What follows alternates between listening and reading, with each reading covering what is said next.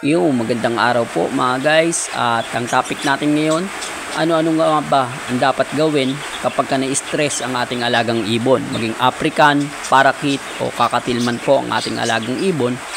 Ano-ano nga ba ang mga dahilan kung bakit din po sila nai-stress? Pero bago po yan, panoodin muna natin intro.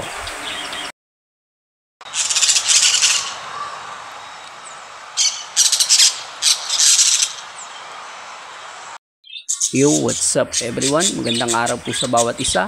At isa pong maulan na umaga o maulan na araw.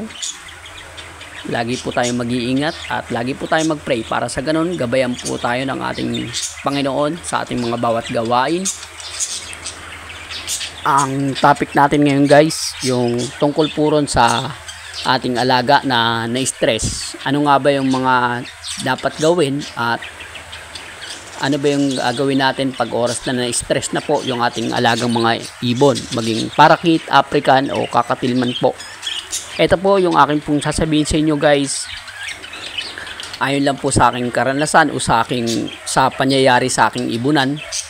Kaya po ibabahagi ito sa inyo para sa ganon dun sa mga baguhan, malaman din nila kung ano yung mga dapat gawin pag oras na nagkaganito o na-stress yung kanilang mga alagang ibon.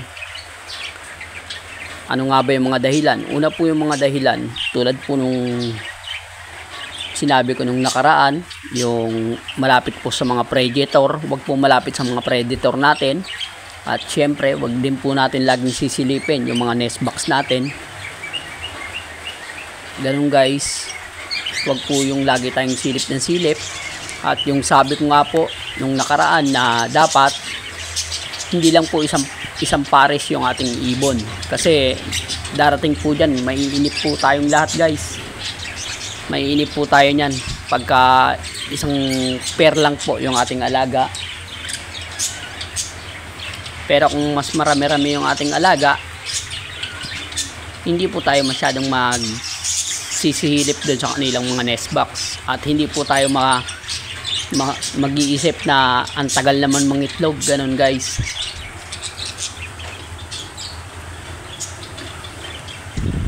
Lalo na po ngayon tag-ulan, ang ka-stressan ng ating mga ibon, syempre nababasa yung kanilang mga nest box. Kailangan din po tingnan natin yung mga hindi po nababasa yung nest box o hindi po sila nababasa ng ulan para hindi po magkasakit yung ating mga alaga. Tulad po sa nangyari sa akin kasi basang-basa na po yung isang nest box ng ating African lovebird. Basang-basa na po yung kanilang nest box, kaya ang ginawa ko po, nilipat ko po sila rito sa loob. Lahat po ng mga ibon ko pinasok ko na sa loob ng bahay para sa ganon hindi po sila mababasa ng ulan o hindi po mabasa yung kanilang mga nest box. Pero nagkamali po na nangyari, bagkos hindi nga po nabasa ng ulan o basa na nga po ng ulan, tapos nadagdagan pa po kasi ang nangyari po, ang trahedya po na nangyari, yung itlog na yan, dalawa lang ho yan nasa picture pero tatlo na po yan ngayon. Tatlo na po yan, naging tatlo na po yung itlog na yan. Sa kasamang palad po ang nangyari, pagpasok ko po sa loob ng bahay ng ating alagang ibon na African lovebird, palpak po kasi binasag po ng inahin na ibon o ang ating hen. Binasag niya po yung itlog niya. Tatlo na po yan, pinasag niya po yan. Bagkus basang-basa na po ng ulan, tapos binasag niya pa, lalo na po nawala.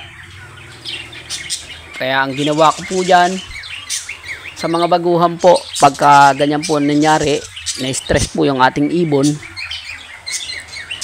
ang gawin na lang po natin, tanggalin natin yung nest box, linisan natin, ugasan natin para mawala po yung amoy ng kanilang itlog na nabasag, and liguan din po natin yung ating mga ibon. yung magpares po. Liguan natin o sprayan natin sila, yung hen at saka yung cock, para mawala po yung amoy nung nabasag nilang itlog dun sa kanilang nest box. Pag oras na pumasok siya ulit dun sa nest box, hindi na po ganun yung amoy, wala na po yung amoy nung nabasag na itlog, para hindi na po siya ma-stress, mawala rin po yung kanyang stress. Ayun lang po guys yung aking konting tip para sa inyong lahat. At subscribe na po kayo guys, maging baguhan o datihan, subscribe na po kayo at pakibindot na rin po yung notification bell para sa ganoon lagi kang makapanood ng aking mga ibibideo.